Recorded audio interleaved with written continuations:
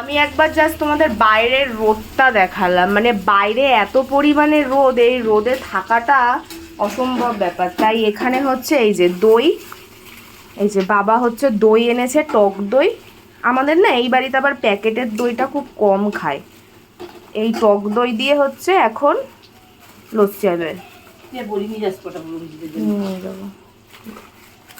এই যে এটা কতটা আছে মা?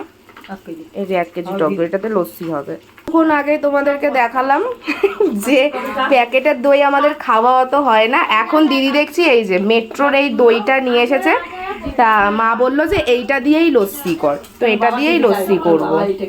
বাবা বাবা আবার এই প্যাকেটের দইটা অতটা পছন্দ করে না, যাই হোক এটা দিয়েই এখন লস্যি হবে।